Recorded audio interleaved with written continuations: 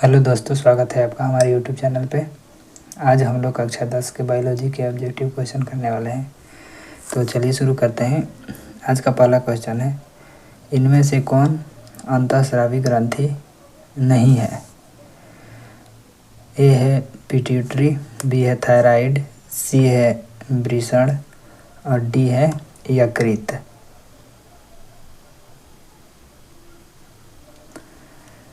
तो सबसे पहले हम लोग जान लेते हैं कि ग्रंथि क्या होती है।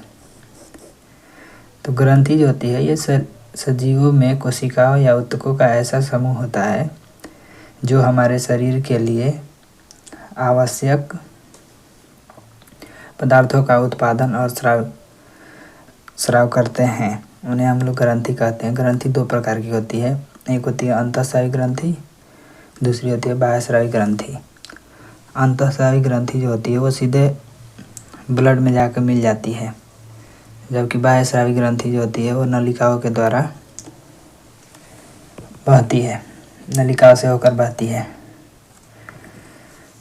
तो इसका सही आंसर हो जाएगा कौन अंतःस्रावी ग्रंथि नहीं है। तो सही आंसर हो जाएगा इसका यकृत। यकृत अंतःस्रावी ग्रंथि नहीं है। बात करें पिट्यूटरी ग्रंथि की, तो इससे वृद्धि हार्मोन का स्राव होता है। वृद्धि हार्मोन का स्राव होता है पिट्यूटरी ग्रंथि से। और थायराइड ग्रंथि से थायरोक्सिन हार्मोन का स्राव होता है। थायरोक्सिन हार्मोन का स्राव होता है थायराइड ग्रंथि से। और वृषण जो होता है वो नर हार्मोन है, इससे टेस्टोस्टेरोन का स्राव होता है। टेस्टोस्टेरोन का स्राव होता है वृषण से। यकृत की बात करें तो यकृत से पित्त का स्राव होता है जो पित्ताशय में स्टोर होता है। और यकृत जो है ये हमारे शरीर की सबसे बड़ी ग्रंथि है।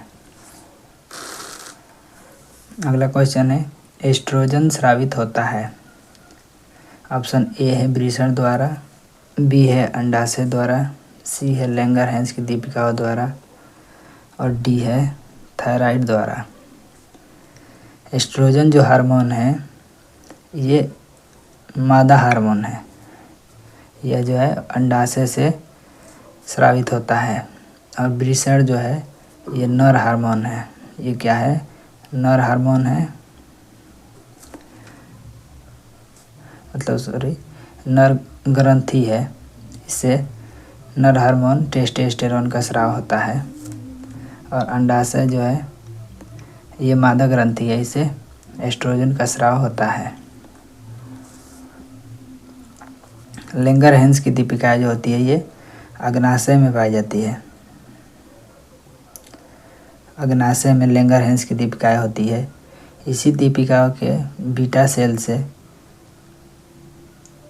इंसुलिन का स्राव होता है।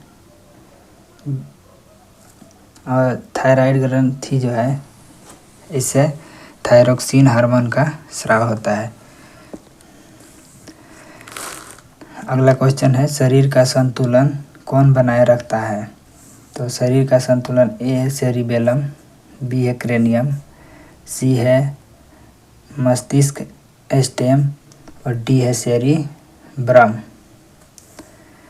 शरीर का संतुलन जो है वो सेरिबेलम बनाए रखता है। यह मस्तिष्क का भाग है। देखिए मस्तिष्क के टोटल 3 भाग होते हैं, अग्र मस्तिष्क, मध्य मस्तिष्क और पश्चिम मस्तिष्क। तो उसी में एक जो पश्चिम मस्तिष्क है उसका भाग होता है सेरिबेलम, जो कि शरीर का संतुलन बनाए रखता है। क्रेनियम की बात करें तो ये क्या होता है? ये खोपड़ी की हड्डी होती है। खोपड़ी की हड्डी है जो मस्तिष्क को चारों तरफ से घेरे रखती है और मस्तिष्क के सुरक्षा प्रदान करती है। सेरिबेलम जो है ये अग्र मस्तिष्क का भाग है। ये इसको बुद्धि का केंद्र माना जाता है। बुद्धि का केंद्र यानी याददाश्त वगैरह जो होती है इसी की वजह से अच्छी होती है।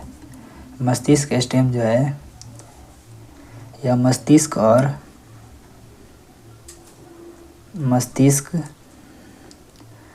और रीढ़ की हड्डी को जोड़ता है। रीढ़ की हड्डी को जोड़ता है।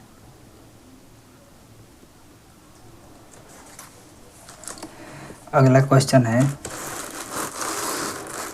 किशोरावस्था में होने वाले शारीरिक परिवर्तन का कारण है। तो किशोरावस्था में होने वाले शारीरिक परिवर्तन का कारण है टेस्टोस्टेरोन, एस्ट्रोजन, थायरोक्सिन, ए और बी दोनों। तो किशोरावस्था में जो परिवर्तन होता है वो ए और बी दोनों के कारण होता है। टेस्टोस्टेरोन जो है ये नर हार्मोन है, यह वृषण से स्रावित होता है। वृषण से स्रावित होता है टेस्टोस्टेरोन, जिसके वजह से लड़कों में दाढ़ी मूंछ आता है या उनका आवाज़ भारी हो जाता है। टेस्टोस्टेरोन उसके लिए जिम्मेदार है। एस्ट्रोजन जो हार्मोन है यह अंडाशय द्वारा स्रावित होता है। अंडाशय द्वारा स्रावित होता है। इसके वजह से लड़कियों में मासिक चक्र, गर्भाशय की वृद्धि और किशोरावस्था में स्तन का विकास जैसे लक्षण को नियंत्रित करता है। थायरोक्सिन जो है यह थायराइड ग्रंथि से स्रावित होता है। अगला क्वेश्चन है, निम्नलिखित में कौन पादप हार्मोन नहीं है। तो ऑप्शन ए है एथिलीन, बी है साइटोकाइनिन, सी है ऑक्सिन और डी है ऑक्सीटोसिन। तो इसमें हो जाएगा ऑक्सीटोसिन जो है ये जो पादप हार्मोन नहीं है। ऑक्सीटोसिन एक तरह का मादा हार्मोन है जिसके वजह से बच्चे जन्म के बाद उनमें दूध का स्राव होता है, उसके लिए जो है ऑक्सीटोसिन जिम्मेदार है। और एथिलीन जो है ये फल को पकाने के लिए जिम्मेदार है। फल पकाने वाला हार्मोन है।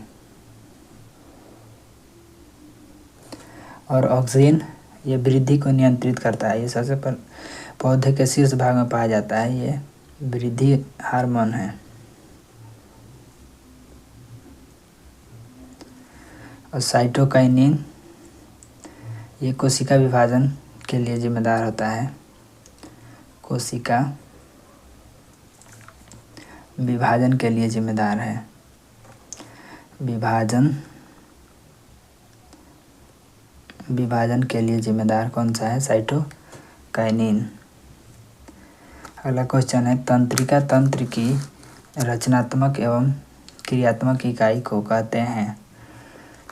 तो तंत्रिका तंत्र की रचनात्मक एवं क्रियात्मक इकाई है, ऑप्शन ए है नेफ्रॉन और बी है न्यूरॉन, सी है सेरिब्रम, डी है इनमें से कोई नहीं। तो तंत्रिका तंत्र की जो रचनात्मक और क्रियात्मक इकाई है वो है न्यूरॉन। और न्यूरॉन जो है ये हमारे शरीर की जो तंत्रिका तंत्र है इसकी क्रियात्मक एवं रचनात्मक इकाई है। और शरीर की सबसे बड़ी कोशिका पूछे तो शरीर की सबसे बड़ी कोशिका कौन सी है? तंत्रिका कोशिका है। नेफ्रॉन जो है ये वृक्क की यही रचनात्मक और क्रियात्मक इकाई क्या है? नेफ्रॉन है, वृक्क की। सेरिब्रम जो है ये अग्र मस्तिष्क का भाग है जो कि बुद्धि का केंद्र होता है। सोचने समझने की क्षमता या याददाश्त जो होती है उसको सेरिब्रम द्वारा नियंत्रित किया जाता है। आइए एक बार फटाफट से रिवीजन कर लेते हैं। इनमें से कौन अंतःस्रावी ग्रंथि नहीं है? तो यकृत है, अंतःस्रावी ग्रंथि नहीं है। बाद बाकी तीनों जो है अंतःस्रावी ग्रंथि है। पिट्यूटरी से वृद्धि हार्मोन स्रावित होता है। थायराइड से थायरोक्सिन हार्मोन स्रावित होता है। और वृषण से टेस्टोस्टेरोन स्रावित होता है। अगला क्वेश्चन है, एस्ट्रोजन स्रावित होता है। ए है वृषण द्वारा, मतलब वृषण द्वारा ऑप्शन था। तो यह वृषण से क्या होता है, टेस्टोस्टेरोन हार्मोन स्रावित होता है जो कि एक तरह का नर हार्मोन है। तो सही उत्तर था इसका अंडाशय द्वारा। सी ए लैंगरहैंस की दीपिकाएँ तो ये अग्नाशय में पाई जाती है। इसी की बीटा सेल से इंसुलिन हार्मोन का स्राव होता है जो मधुमेह रोग को कंट्रोल करता है। थायराइड से थायरोक्सिन हार्मोन का स्राव होता है। शरीर का संतुलन कौन बनाए रखता है, सेरिबेलम है जो शरीर का संतुलन बनाए रखता है। जैसे चलते समय हम लोग शरीर का संतुलित बनाए रखते हैं या साइकिल वगैरह चलाते हैं तो उस समय हमारे शरीर का जो संतुलन है वो सेरिबेलम द्वारा ही बनाया जाता है। क्रेनियम खोपड़ी की हड्डी होती है जो मस्तिष्क को चारों तरफ से घेरे रखती है। मस्तिष्क स्टेम जो है ये मस्तिष्क और रीढ़ की हड्डी को जोड़ता है। सेरिब्रम अग्र मस्तिष्क का भाग है, इसको बुद्धि का केंद्र कहा जाता है। किशोरावस्था में होने वाले शारीरिक परिवर्तन का कारण है ए और बी दोनों, टेस्टोस्टेरोन और एस्ट्रोजन। टेस्टोस्टेरोन वृषण से स्रावित होता है और एस्ट्रोजन अंडाशय द्वारा स्रावित होता है। इन्हीं हार्मोन के कारण लड़कों में जो होती है दाढ़ी मुझाता है, आवाज़ भारी होता है, और लड़कियों में मासिक चक्र वगैरह, स्तन का विकास और गर्भाशय की वृद्धि एस्ट्रोजन हार्मोन के कारण होता है। निम्नलिखित में कौन पादप हार्मोन नहीं है, सही उत्तर हो जाएगा ऑक्सीटोसिन। ऑक्सीटोसिन जो है ये मादा हार्मोन है जिसके वजह से बच्चे के जन्म के बाद दूध का स्राव होता है। एथिलीन जो है फल पकाने वाला हार्मोन है। साइटोकाइनिन कोशिका विभाजन के लिए जिम्मेदार है और ऑक्सिन वृद्धि हार्मोन है। ये पौधे के शीर्ष भाग में पाया जाता है जिसकी वजह से पौधों में वृद्धि होती है। तंत्रिका तंत्र की रचनात्मक एवं क्रियात्मक इकाई को क्या कहते हैं, तो इसको न्यूरॉन कहते हैं। न्यूरॉन से ही तंत्रिका तंत्र मिल के बना होता है, इसलिए इसको रचनात्मक एवं क्रियात्मक इकाई कहा जाता है। नेफ्रॉन वृक्क की रचनात्मक एवं क्रियात्मक इकाई है। और सेरिब्रम जो है ये मस्तिष्क का अग्रभाग होता है, बुद्धि का केंद्र जिसको कहा जाता है। ठीक है, आज के लिए इतना ही। और एक क्वेश्चन का आप जवाब दीजिएगा, निम्न में से कौन सी ग्रंथि है जो अंतःस्रावी और बाह्यस्रावी दोनों है, ये आप अपने से दीजिएगा। इसका